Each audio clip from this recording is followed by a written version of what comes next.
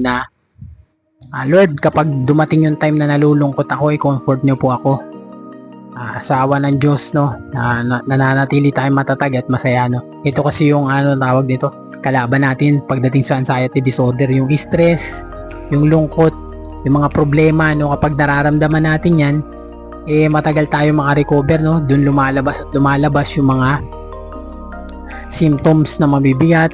Utangin nagbigay sa akin ng halaga. Salamat sa'yo dahil sa'yo nagawa ko. Salamat sa'yo lahat ng takot minalaw. Minsan din akong pinadapa ng anxiety disorder nito. Kasi hindi nga nagbago. Nakayanan ko to dahil nandyan ka.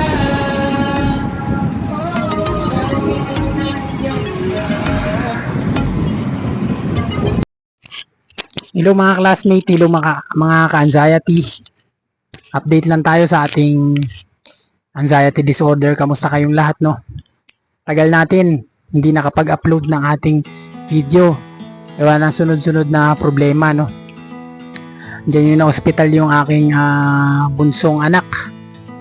Hospital, isa sa naging dahilan kung bakit matagal tayo bago nakapag-upload. Pero sa awa ng Diyos, magaling na yung aking bunsong anak, no? Kasabay nito guys, gusto ko lang ikwento sa inyo at i-share sa inyo yung aking buhay ngayon, no. Bago ako magkaroon ng anxiety disorder guys, ay malayo talaga ako sa sarili kong pamilya, no. Long distance kumbaga. Nandito ako nagtatrabaho Manila. Yung aking asawa at mga anak ay nasa probinsya. Ngayon, nung nagkaroon ako ng anxiety disorder, pumunta sila dito sa Manila para alagaan ako, no. 2 years nila akong kasama dito. Nangupahan muli kami, no. Napabayaan namin yung bahay namin dun sa probinsya, no.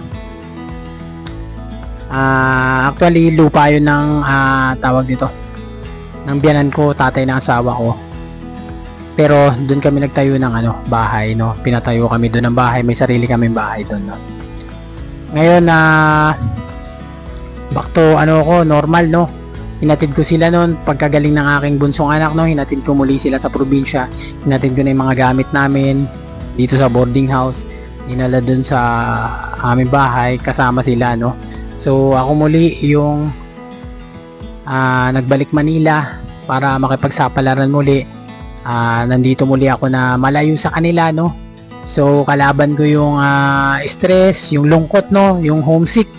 Dahil hindi ako sanay na nasanay ako na lagi silang kasama, no, yung may sasalubong sa'yo na batang yayakap sa'yo kapag galing kang trabaho, no. Ngayon, sobrang lungkot, no.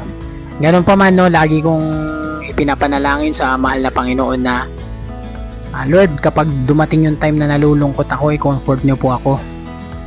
Sa awa ng Diyos, no, nananatili tayong matatag at masaya, no. Ito kasi yung tawag dito, kalaban natin pagdating sa anxiety disorder, yung stress, yung lungkot, yung mga problema, no. Kapag nararamdaman natin yan, matagal tayo makarecover, no. Doon lumalabas yung mga symptoms na mabibigat.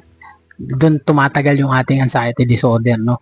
Gusto ko lang i-share sa inyo guys na sa umpisa talaga natakot ako. Sa umpisa, akala ko hindi ko na magagawa yung mga nagagawa ko dati.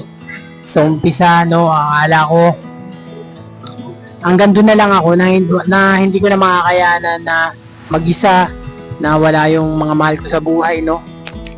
Hindi pala, no, nagawa ko pa rin yung mga dati kong ginagawa. Ayan, bumabiyahe ako mag-isa, papunta at pabalik ng probinsya, no. Nakaya kong bumiyahe ng malayuan, nakaya kong magbisikleta, nagawa ko yung mga dati kong ginagawa, no. Naibalik ko yung mga dati kong ginagawa, no. Kapag tawag nito, kapag bago pa lang yung anxiety disorder mo talaga, nandiyan yung mga doubt na yan, no. Yung mga doubt na yan na kaya ko pa ba yun ibalik yung dati, kaya ko pa bang ibalik yung mga dating ginagawa ko, kaya ko pa kaya yun, no. Nandun yung mga doubt na yan kung bago pa lang yung anxiety disorder mo. Pero kung ako nagsasabi sa'yo, na kayang-kaya mong maibalik yung mga dati mong ginagawa. Huwag mo lang biglain, no. Huwag mong bibiglain na gawin yung isang bagay na kinakatakutan mo. Kung sa tingin mo na kaya mo na yung isang bagay na kinakatakutan mo, subukan mo muling gawin, no? Tulad ko, no, mayanin tulad ko na lang yung takot ako bumiyahe ng probinsya, no? Takot ako na ako lang mag-isa, no?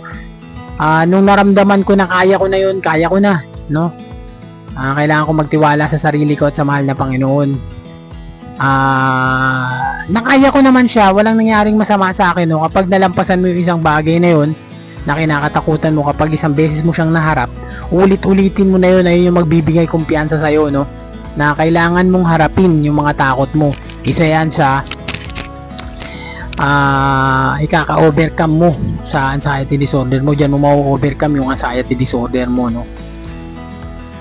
So, kailangan mo lang harapin yung mga takot mo, no? Yung sa tingin mo na kaya mo na, kailangan mo talagang gawin yun, eh. Huwag mong iwasan yung kinakatakutan mo na yun, eh. Kung sa tingin mo kaya mo na, harapin mo na yun. Nandyan yung may experience mo yung mga, sabi natin may experience mo yung mga discomfort na isang beses mong hinarap yun. Pero wag mong iwasan. Wag mong iwasan yung takot na yun. Harapin mo yun. Salubungin mo yun. Doon mo ma-overcome yan. Pero kung nananatili ka sa yung shell, umiiwas ka sa mga kinakatakutan mo, dati ka nagtatrabaho pero ngayon takot ka na magtrabaho, walang mangyayari sa'yo.